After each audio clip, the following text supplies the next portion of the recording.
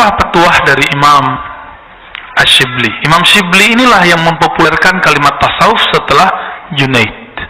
Maka saya berkali-kali mengatakan tasawuf adalah warisan salaf. Anti tasawuf, anti salaf. Jadi kalau ada yang bilang tasawuf zindiq, dia telah anti kepada salah satu warisan salaf. Apa kata beliau? Wa min aqwalihi at-tasawuf dhabtu hawasika wa mura'atu anfasika. Tasawuf itu bisa dipraktekkan dengan dhabtul hawas, menjaga indera, menjaga mata, menjaga telinga, menjaga lidah. Jadi bedakan tarekat dengan tasawuf, beda ya. Tarekat itu kurikulumnya, belum tentu orang bertarekat sufi. Hati-hati, belum tentu orang bertarekat itu sufi. Yang dimaksud oleh orang-orang anti tasawuf itu sekarang mungkin tarekat-tarekat yang tidak disiplin ini. Mungkin, ya. Ini yang saya baca, ya, yang saya lihat. Apa kata beliau? Tasawuf itu menjaga indera dari maksiat, dari lupa kepada Allah. Makanya sufi itu jangan heran kemana-mana bawa tasbih, supaya indera tangannya, indera rasa, indera penyentuh di tangannya itu masih connect kepada Allah Ta'ala. Bukan riya, enggak. Itu bukan riya. Wa muratu anfasik, dan menjaga nafas. Maka disebut oleh mereka zikir nafas. Zikir nafas itu metodenya macam-macam. Ada yang menyebut la ilaha illallah naik, la ilaha illallah turun. Ada yang baca Allah, Allah naik, ya Allah turun dalam hatinya. Ada yang membaca dengan zikir yang tadinya kontroversial oleh sebagian orang yang tidak membaca buku-buku mereka. Itu zikir hu, Allah, hu naik, Allah turun. Apakah ini bid'ah? Zikir hu, Allah, hu, gitu ya. Kami sudah kaji kitab yang pakar sekali membid'ahkan itu, namanya Al-Ibda' fi Madaril Ibtida', karya salah satu ulama Al-Azhar, Syekh Ali Mahfuz. Langsung ditakriz oleh Syekh Muhammad Abduh, Imamul Islah, imam yang ahli tajdid di zamannya, ahli pembaruan. Itu inspiratornya Buya Hamka, Syekh Muhammad Abduh. Di situ ketika nulis tentang bab zikir tasawuf, dia sampai kepada bab tentang cara-cara zikir, sampai ke satu sub zikrul mufrad, zikir dengan satu nama. Allah, Allah, Hai, Hai, Qayyum, Qayyum, termasuk hu, gitu ya. Boleh atau tidak? Lalu dipaparkan di situ, ada yang mengatakan boleh, ada yang mengatakan tidak boleh. Awalnya saya kira si pengarang akan mengharam dan membid'ahkannya, tapi saya terkejut di bagian belakang dia kemudian mengurai perdebatan itu. Hasilnya dia mengatakan, setelah kami kaji, kalimat hu beda dengan anta, ana. Sama-sama kata ganti. Ana, aku, anta, kamu. Hu, huwa, dia. Apa beda huwa dengan ana, anta? Coba lihat di Quran. Hampir semua kalimat la ilaha illa itu Allahnya cuma 2 atau 3 ayat. Selebihnya la ilaha illahu.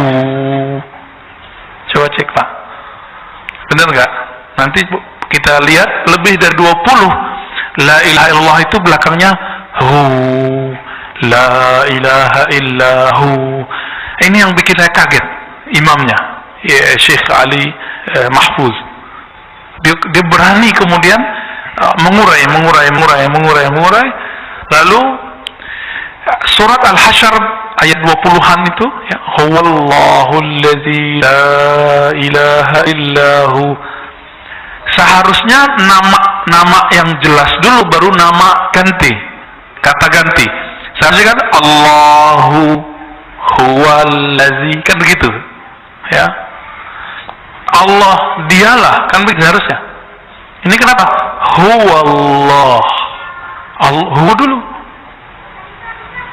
Maka muncul kaidah dalam bahasa Arab. Bahasa Arab ahli zikir dan yang bukan ahli zikir, ahli akidah Imam Abdul Qahir Al-Baghdadi dalam kitab Usuluddin menulis, karena kata ganti ditaruh di depan, maka dia bukan kata ganti lagi. Dia telah menjadi nama Allah, salah satu Asmaul Husna. Huwallahul ladzi la ilaha illa hu. Diulang lagi. Baru Ar-Rahmanur Rahim. Berarti sebelum Rahman Rahim itu hu dan Allah dulu. Apa rahasia zikir hu? Apa rahasia zikir hu? Kenapa kul huwa Allah? Seharusnya kulillahu huwa ahad, atau kulillah ahad, selesai. Kenapa Allah kemudian mulai dengan kata ganti dia? Padahal dia itu kan harusnya kalimat kedua. Katakanlah Allah Esa, huwa samad, gitu Pak, seharusnya secara tarkib struktur bahasa Arab yang standar. Berarti ini di atas standar, bukan di bawah standar. Karena Al-Quran seninya tinggi, sastranya tinggi. Maka ulama kita sepakat yang mengerti ini, bahwa zikir dengan hu itu masyru' fid din, dibolehkan. Atau setelah hu apa? Allah, kul huwa Allah. Zikir dengan Allah, Allah itu boleh. Yang melarang siapa? Yang pertama yang saya tahu melarang adalah Imam Ibnu Taimiyah rahimahullah. Ibnu Taimiyah yang wafat 728 Hijriah, bukan salaf, tapi ingin ikut salaf. Lalu dibantah oleh Imam Ibn Athaillah di tahun sebelum 709. Beliau wafat 709. Ibnu Athaillah pengarang Hikam yang kita kaji setiap Sabtu pertama subuh. Apa kata beliau? Ini ada dalilnya. Boleh berzikir dengan menyebut nama, tanpa menyebut yang kalimat la ilaha illallah. Jadi bagi Ibnu Taimiyah, zikir terus subhanallah, alhamdulillah, nggak boleh Allah, Allah, Rahman, Rahman, itu nggak boleh. Nah, tapi Nabi larang nggak? Nggak ada hadisnya melarang, nggak ada hadis juga nyuruh.